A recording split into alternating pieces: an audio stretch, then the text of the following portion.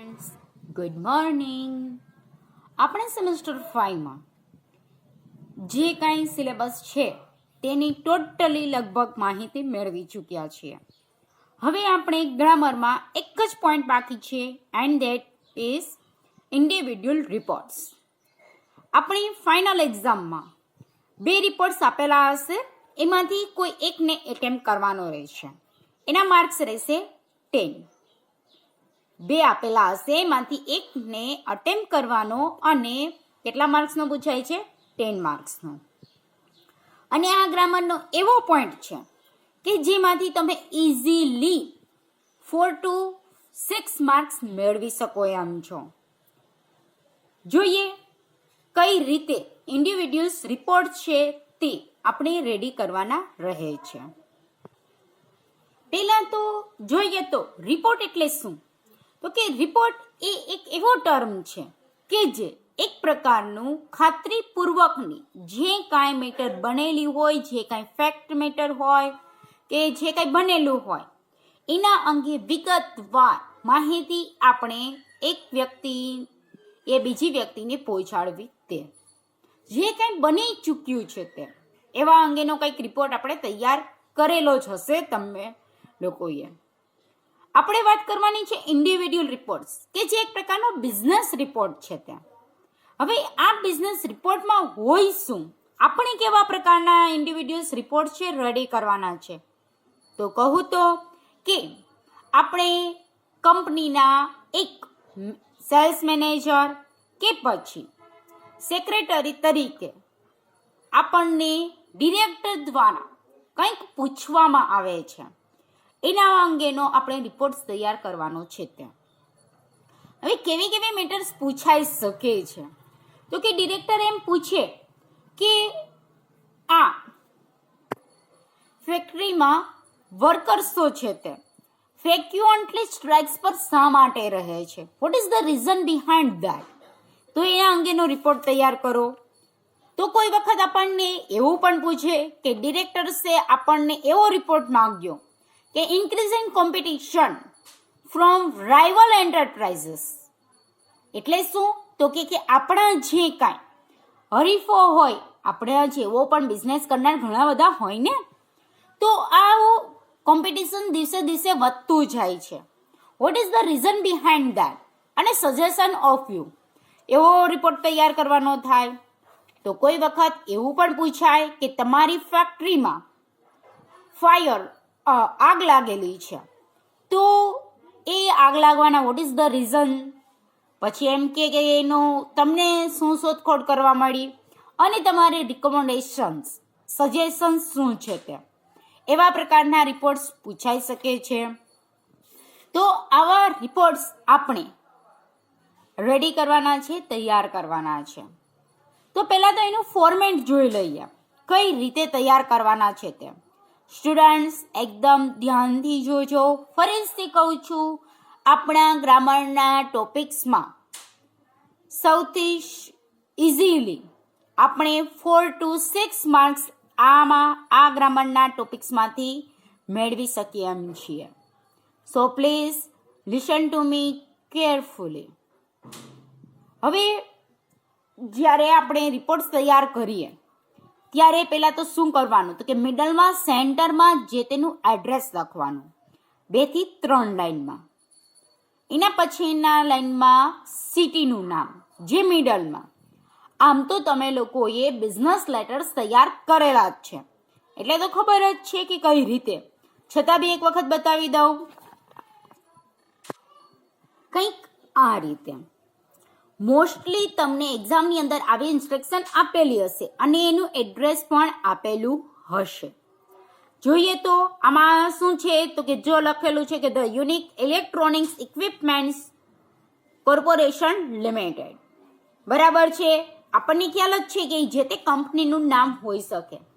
જે તેની પાછળ કોર્પોરેશન લિમિટેડ લખેલું હોય તરત જ આપણને ખ્યાલ આવી જાય છે કે એ જે તે કંપનીનું નામ છે. એ કંપનીનું નામ બોલ્ડમાં, અને બોલ્ડમાં ના બને તો શું કરી દેવાનું? તો કે બધા અક્ષર કેપિટલમાં લખી દેવા, કે જેથી કરીને એકદમ દેખાય આવે.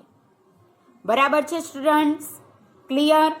એના પછી જો એનું એડ્રેસ પણ આપેલું છે, behind government hospital, SRP road, Gondal 360311. બરાબર છે, લખી દીધું એને એડ્રેસ. કઈ રીતે લખવું તમારી પાસે આઈડિયા છે જ. પણ જો મોટું હોય એટલે કે જે તે કંપનીનું કે બિઝનેસનું કોર્પોરેશનનું નામ જો મોટું આપેલું હોય તો તમે આ રીતે એડ્રેસ લખી શકો છો. વ્યવસ્થિત રીતે દેખાવું જોઈએ. બીજું એક કહી દઉં કે કોઈક વખત એવું પણ બનશે કે જે તે કંપનીનું એડ્રેસ ન આપેલું હોય, પણ સ્ટુડન્ટ્સ ધ્યાન રાખવું કે જે તે કંપનીનું નામ લખવું અને એના નીચે 2 લાઈન તો કમ્પલસરી એડ્રેસની લખવી જ. કેમ કે જે તે રિપોર્ટ તૈયાર કરતા હોય એનું પોતાનું લેટર પેડ હોય જ છે અને લેટર પેડમાં હેડિંગ આપેલું જ હોય છે. હેડિંગમાં છે તે કંપનીનું નામ અને એનું એડ્રેસ આવી જ જતું હોય છે, એટલે આપણે લખવું કમ્પલસરી છે. ઉપર ઇન્સ્ટ્રક્શનમાં આપેલું હોય તો તે જ લખવું, આપણું લખવું નહીં. Okay students? અને જો ન આપેલું હોય તો આપણે એડ્રેસ બનાવી લેવું. Highway, road, behind the bank કે એ ટાઈપ્સ કરી દેવાનું અને પછી મિડલમાં સિટીનું નામ લખી દેવાનું.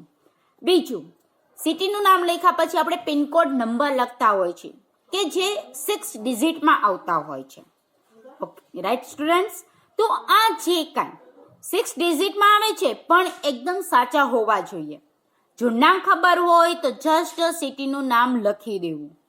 ઓકે, હવે બીજું એ પણ કહી દઉં, સિટીનું નામ બધું કેપિટલમાં ના લખો તો બી ચાલે, પણ ફર્સ્ટ લેટર તો કેપિટલ હોવો જરૂરી છે. Okay students? હજી ફરીથી કહું, એડ્રેસ લખો એમાં ફર્સ્ટ લાઈનમાં તમારે ક્યાંય કોમા કરવો નહીં. હા, ફૂલ સ્ટોપ કરી શકાય છે. પછી જ્યારે તમે એડ્રેસ લખો ત્યારે વચ્ચે કોમા કરવા કમ્પલસરી છે. અને જ્યારે લાસ્ટમાં તમે સિટીનું નામ લખો ત્યારે તમે લાસ્ટમાં ફૂલ સ્ટોપ કરી શકો છો. જો તમે આ જ રીતે સિટીનું નામ લખો તો ફર્સ્ટ લેટર કેપિટલ, આમ તો ખ્યાલ જ છે તમને બધાને કે ન્યૂ લાઈન પર ફર્સ્ટ લેટર કેપિટલ આવે જ. જેવું થોડું એડ્રેસ બદલે કે તરત જ કેપિટલ કરવો પડે. દેખાય છે ને સ્ટુડન્ટ્સ? આમ તો તમે બધા હોશિયાર જ છો, કંઈ કહેવું પડે એમ નથી, છતાં પણ એક વખત ધ્યાન દોરી દેવું જરૂરી છે. રાઈટ ને? આવું કંઈક આપણું બિઝનેસ રિપોર્ટનું હેડિંગ રેડી થઈ ગયું. ઓકે, હવે એની પછીની નેક્સ્ટ લાઈનમાં ડેટ લખાય છે. હવે ડેટમાં પણ તમને ખબર જ છે કઈ રીતે, તો કે 2 ટાઈપ્સથી આપણે લખી શકાય. લાઈક એઝ આજની જ લખું તો કે 20th November 2020. બરાબર? હવે આપણને એ પણ ખબર છે કે યરની પહેલા કોમા કરવો કમ્પલસરી છે. બરાબર? અથવા તો બીજું ફોર્મેટ શું છે તો કે નવેમ્બર 20 પછી કોમા 2020. બેમાંથી એક ફોર્મેટ રાખવું. પણ તમને હવે સ્ટુડન્ટ્સ એ પણ ખબર છે કે જો તમે ડેટને સ્ટાર્ટ કરો તો તમારે ફરજિયાતપણે પ્રિફિક્સનો યુઝ કરવો પડે છે. જો મંથથી સ્ટાર્ટ કરશો તો તમારે પ્રિફિક્સને યુઝ ન કરવા પડે. બરાબર? એટલા માટે તો મારું ભલામણ એવી છે કે તમે આ જ ફોર્મેટ રાખશો. બરાબર? બાકી આમાં રાખશો તો તમારે યાદ કરવું પડશે કે જો પાછળ 1 આવતો હોય તો ફર્સ્ટ આવે, 2 આવતો હોય તો સેકન્ડ આવે, 3 આવતો હોય તો થર્ડ આવે. બરાબર? પછી બાકી બધામાં શું આવે તો કે TH. આવું યાદ રાખવું પડે છે જો તમે ડેટને અગાઉ રાખો તો. બેમાંથી એક પ્રકારનો તમારે ચોઈસ કરી લેવી. એક ધ્યાન રાખવાનું કે યરની પહેલા કોમા કરવો કમ્પલસરી છે. Okay students? આવું કંઈક ડેટનું ફોર્મેટ છે. બેમાંથી એક જ લખવી હો, બે નહીં. બરાબર ને? એના પછી નેક્સ્ટ જોઈએ તો શું આવશે તો કે જે તે રિપોર્ટ આપણે તૈયાર કરીએ છીએ એમાં તમને ઇન્સ્ટ્રક્શન આપવામાં આવેલી હશે, કોના દ્વારા તમને પૂછવામાં આવ્યું અથવા તો તમે જે તે રિપોર્ટ કોને સબમિટ કરો છો એવું કીધેલું હોય તેનું એને અહીંયા લખવાનું થાય છે, એને એડ્રેસ કરવાનું થાય છે. આમ તો આ જે કાંઈ રિપોર્ટ છે તે જે તે કંપનીના સેલ્સ મેનેજર્સ કે સેક્રેટરી એના ડિરેક્ટરને આપતા હોય છે. એટલે ઉપર જે એડ્રેસ હશે તે જ અહીંયા એડ્રેસ આવશે. પણ જે અહીંયા ડિરેક્ટર્સ આવશે કે મેનેજર આવશે એ ક્યાંથી ખબર પડશે? તો કે તમને તમારી ઇન્સ્ટ્રક્શનમાં આપેલું હશે. લાઈક એસ જોવામાં આપેલું છે submitted report to the director છે. ડિરેક્ટરને તમારે રિપોર્ટ આપવાનો છે, સબમિટ કરવાનો છે. એટલે અહીંયા ધ ડિરેક્ટર્સ લખાય છે. એ જ રીતે જોયું તો કોઈક વખત ઇન્સ્ટ્રક્શનમાં આમ આપેલું હોય કે the board of directors ask the સેક્રેટરીને ડિરેક્ટરે પૂછ્યું.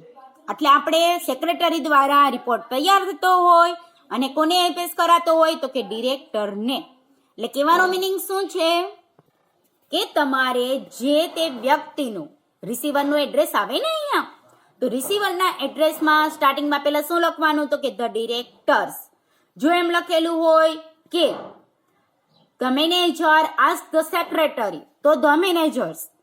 આમ તો 99% ધ ડિરેક્ટર જ છે તે સેક્રેટરી પાસેથી કે સેલ્સ મેનેજર પાસેથી જે તે રિપોર્ટ છે તે લેતા હોય છે. એટલે મોસ્ટલી અહીંયા ડિરેક્ટર્સ જ આવશે. છતાં બી કહી દઉં કે ઇન્સ્ટ્રક્શનમાં જે લખેલું હોય તે લખવું. સબમિટ જેને કરવાનું હોય તે, સબમિટ ન લખેલું હોય તો આસ્ક લખેલું હશે, આસ્ક. ઓકે સ્ટુડન્ટ્સ, એટલે જે પૂછતા હોય તે ડિરેક્ટર પૂછે છે એટલે અહીંયા ડિરેક્ટર્સ બરાબર. સબમિટ જેને કરવાનું હોય તે અથવા તો આસ્ક કરેલું હશે તે લખવાનું થાય છે. એના પછી મેં લખેલું છે એડ્રેસ. હવે અહીંયા કયું એડ્રેસ લખવાનું? તો મેં કહ્યું તેમજ જે તે રિપોર્ટ છે તે તેના સેલ્સ મેનેજર કે સેક્રેટરી દ્વારા તૈયાર થતા હોય છે. કોને સબમિટ કરવાના હોય છે? તો જે તે કંપની કે બિઝનેસના ડિરેક્ટરને. હવે બંનેની કંપની કે જે તે બિઝનેસ એક જ હોવાનો, એટલે અહીંયા જે એડ્રેસ હશે તે જ એડ્રેસ અહીંયા આવશે. છે એનું એ જ બરાબર છે. હવે એક એ ધ્યાન રાખવાનું કે આમાં લાસ્ટમાં કોમા કરવા પડે. અહીંયા કોમા કરવાનો, અહીંયા બી કોમા કરવાનો. અહીંયા તમે ફૂલ સ્ટોપ કરી શકો છો, અથવા તો જો તમે પિનકોડ લખો તો ફૂલ સ્ટોપ કે કાંઈ ના કરો તો બી ચાલે છે.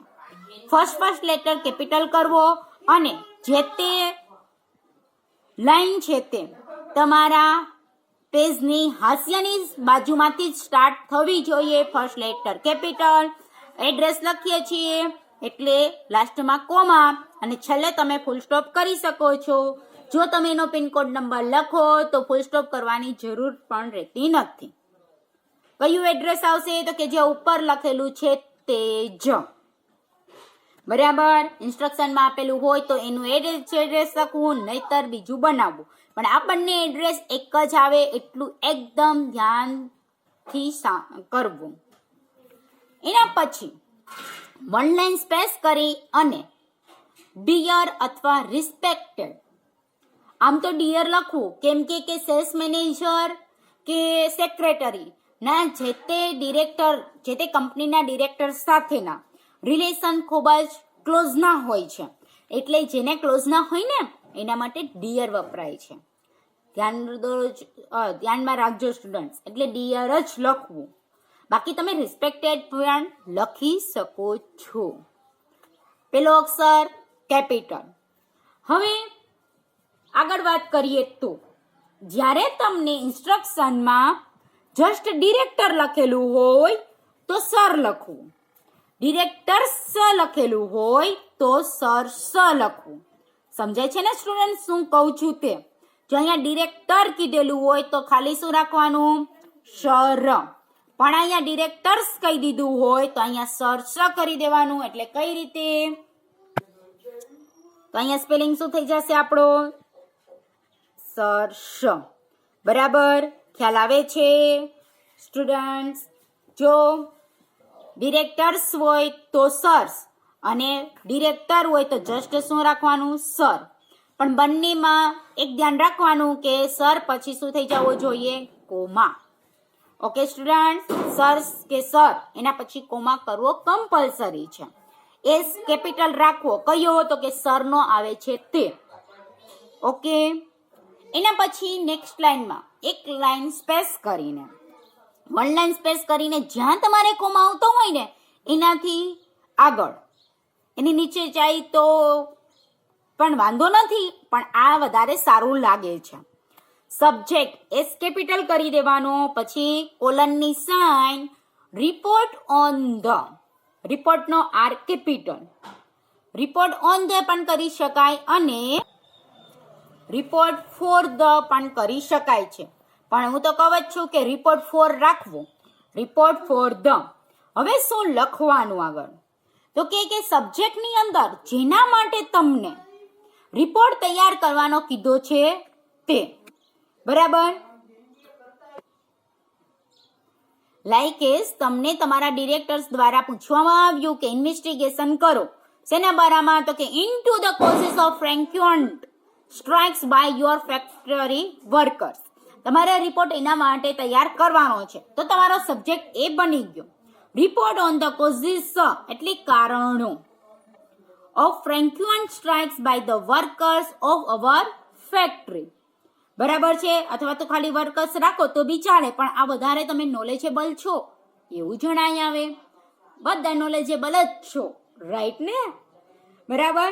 હજી ફરીથી કહું છું કે જે તમને જેના માટે તમારા ડિરેક્ટર્સ દ્વારા પૂછવામાં આવેલું હોય, અથવા તો તમે રિપોર્ટ જેના માટેનો સબમિટ કરતા હોય એના માટેનું લખેલું હોય જ ઇન્સ્ટ્રક્શનમાં, જેના માટે તમે રિપોર્ટ તૈયાર કરો છો તે સબ્જેક્ટ એકદમ વ્યવસ્થિત લખાયેલો હોવો જરૂરી છે, બરાબર. જે અહીંયા સબ્જેક્ટ આપેલો છે આપણે એ મુજબ લખ્યો. બીજાની વાત કરું તો લાઈક અહીંયા કીધું છે ઇન્ક્રીઝિંગ કોમ્પિટિશન. હવે કોમ્પિટિશન વધી રહી છે, જ્યારે જસ્ટ એટલું જ લખેલું હોય ને ત્યારે શું કરવાનું? તો કે આપણે જે તે પ્રોડક્ટને, એક પ્રકારની પ્રોડક્ટને ચોઈસ કરી લેવી. લાઈક જો આમાં એને કરેલું છે કે sales report for the year ending, એમાં આપેલું છે, બરાબર છે. પણ આપણે આપણો સબ્જેક્ટ બનાવી શકાય કે report for the increasing competition from hour rival enterprises. Okay students, આવો પણ આપણે આપણો સબ્જેક્ટ બનાવી શકીએ છીએ. ક્લિયર?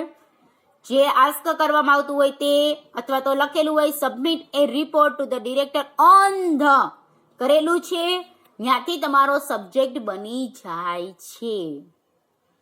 ઓકે, એના પછી એક લાઈન, વન લાઈન સ્પેસ કરી અને આ લાઈન લખી શકાય. બધા પ્રકારના રિપોર્ટ્સમાં લખી શકાય એવો જ પેરેગ્રાફ મેં તમને રેડી કરી દીધો છે. શું કરવાનું? તો કે according to the instructions by the, જેના દ્વારા તમને પૂછવામાં આવેલું હોય, જેને તમે રિપોર્ટ્સ તે તૈયાર કરતા હોય એ જ લખવાનું અહીંયા. By the board of directors in the last meeting held on, પછી આવશે ડેટ. હવે કેવી ડેટ લખવાની? તો કે તમે અહીંયા જે ડેટ લખેલી હોય એનાથી ઓછામાં ઓછા 15 દિવસ પહેલાની, અથવા તો 1 કે 2 મહિના પહેલાની. ઓછામાં ઓછો કેટલો ગાળો રાખવાનો કીધો મેં તમને? 15 દિવસનો. શા માટે? તો કે તમે રિપોર્ટ છે એમને બતાવી ના શકો, તમારે એના માટે ઇન્વેસ્ટિગેશન કરવું પડે, ફાઇન્ડિંગ કરવું પડે. તો તમારે ફાઇન્ડિંગ કરતા તો થોડો ટાઈમ તો જોઈએ ને, એટલા માટે જ હેલ્ડ ઓન કરી અને શું કરી દેવાનું? તો કે જે ઉપર ડેટ લખેલી છે એનાથી ઓછામાં ઓછી 15 દિવસ પહેલાની. મેં અહીંયા લખ્યું છે 20 નવેમ્બર, તો ઓછામાં ઓછો કેટલો ગાળો? તો કે અહીંયા મારે લખવી જોઈએ 1 નવેમ્બર 2020, અથવા તો હું લખી શકું કે 1 ઓક્ટોબર 2020, 15 ઓક્ટોબર 2020. ક્લિયર થાય છે ને સ્ટુડન્ટ્સ? 15 દી પહેલા અથવા તો 1 કે 2 મહિના પહેલાની ડેટ લખવી કે આ મીટિંગ ભરાયેલી હતી. આઈ ઇન્ક્વાયર્ડ ફુલી ઇન્ટુ ધ, મને ઇન્ક્વાયર્ડ કરવામાં આવેલું હતું. પછીની લાઈનમાં શું લખવાનું? તો કે જે તમે સબ્જેક્ટમાં લખ્યું હોય ને એ તમે લખી શકો. શેના બારામાં તમને ઇન્ક્વાયર કરવામાં આવી એ લખી શકાય. ઓકે સ્ટુડન્ટ્સ, એના પછી and here I submit the following report. હું અહીં નીચેનો રિપોર્ટ સબમિટ કરું છું. આ લાઈન છે તે તમે બધામાં લખી શકો છો. હવે અહીંયા મેં અંડરલાઈન કરી છે એટલે કન્સેપ્ટ ક્લિયર થાય છે કે ત્યાં શું લખાય છે તે. એ તમારા રિપોર્ટ માટેની જે ઇન્સ્ટ્રક્શન આપેલી હોય એના બેસ્ડ રહે છે. ઓકે સ્ટુડન્ટ્સ, એક્ઝામમાં તમારે અંડરલાઈન કરવાની નથી રહેતી. જસ્ટ કહું છું કે એટલું જ બદલે, બાકી બધું સેમ લખી શકાય છે. આના માટેના બીજા વર્ડ્સ પણ હશે, એ આપણે રિપોર્ટ્સ જોતી વખતે જોઈશું. પછી તમને જે ઇઝી પડે તે લખવું, પણ આ ફોર્મેટ તો બધાએ પોતાની ફેરબુકમાં કમ્પલસરી લખવાનું રહે છે. હવે એના પછી આપણો પોઈન્ટ રહે છે ઇન્વેસ્ટિગેશન્સ હેલ્ડ. શું શોધખોળ તમે કરી ત્યાં? લાઈક તમારી ફેક્ટરીમાં આગ લાગી છે, એના માટેનો તમે રિપોર્ટ તૈયાર કરો છો, તો તમે શું શોધશો? તો કે તમે એમ શોધશો ને કે ફાયર લાગવાથી એના ફાયર લાગવાના કારણ કયા કયા હતા, ત્યાં કેટલું ડેમેજ થયું છે, તેવું તમને ઇન્વેસ્ટિગેશન કરતા જણાઈ આવશે. હવે ઇન્વેસ્ટિગેશન તમે કઈ રીતે કરશો? તો કે ડાયરેક્ટ એને પૂછપરછ કરીને, ઇન્ટરવ્યુ લઈને, અથવા તો એની મુલાકાત, વિઝિટ કે ટૂર કરીને, અથવા તો એને ક્વેશ્ચનરીઝ, પ્રશ્નો પૂછીને, મારી જેમ પ્રશ્નો પૂછ્યા જ કરે. બરાબર, એક પ્રકારનું ઇન્વેસ્ટિગેશન કરાતું કઈ રીતે કરી શકાય એના માટેનું છે. એટલે કે પેલો આપણો આ પોઈન્ટ રહે છે. એના માટે ઓછામાં ઓછી 8 થી 10 લાઈન હોવી જરૂરી છે. આમ તો 12 થી 15 પણ કરી શકાય છે. બરાબર સ્ટુડન્ટ્સ, આગળ જોઈએ તો નેક્સ્ટ પોઈન્ટ આપણો રહેશે ફાઇન્ડિંગ્સ. તમને શું જોવા મળ્યું? I found that. તમને શું જોવા મળ્યું? તો કે ફાયરિંગ થવાથી આટલું ડેમેજ થયું છે. પહેલામાં શું હતા? એના રીઝન હતા, કારણો હતા. હવે કયા કેટલું ડેમેજ થયેલું છે એવા પ્રકારનું, એટલે કે એવા જે તે તમે રિપોર્ટ તૈયાર કરો, એના અંગેનું શોધખોળ તમને શું જાણવા મળ્યું, તમે શું જોયું, એ અહીંયા કહેવાનું રહેશે. એના માટે પણ 10 થી 15 લાઇન્સ લખવી જ.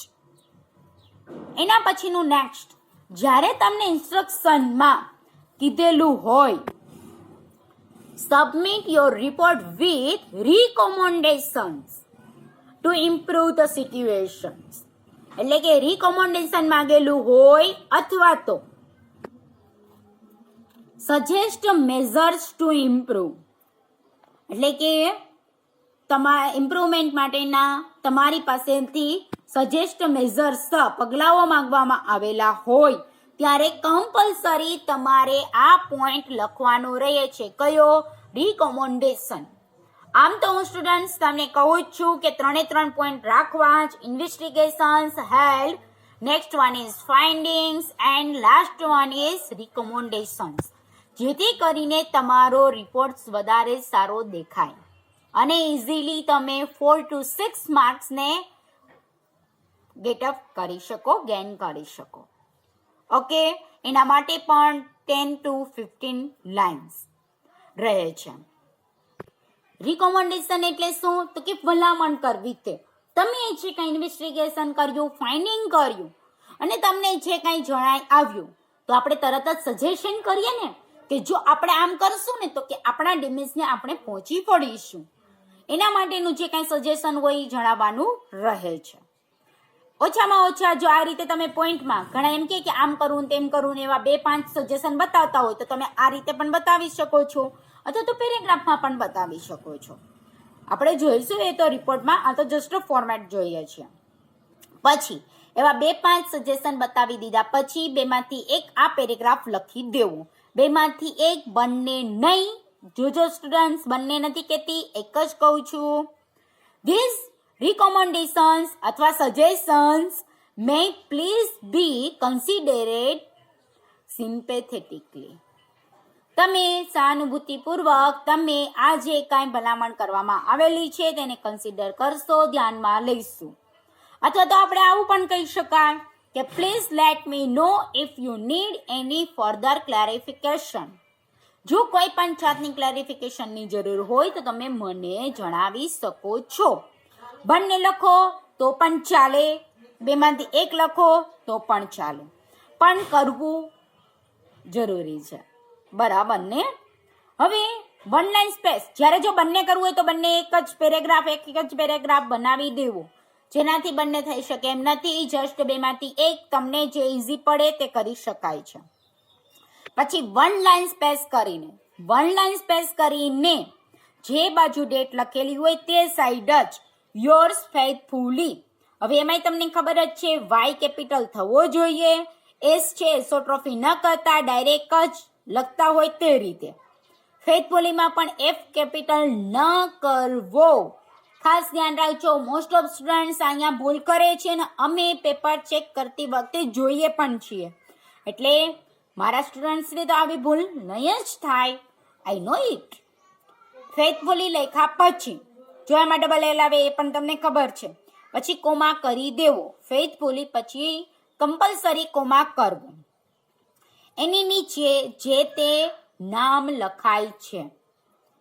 ઘણા બધા XYZ કરી દે છે તો પણ ચાલે છે, પણ બને ત્યાં સુધી નામ લખવું, નામ અને સરનેમ. Okay students. પછીની લાઈનમાં ડિઝાઇગ્નેશન લખાતો હોય છે.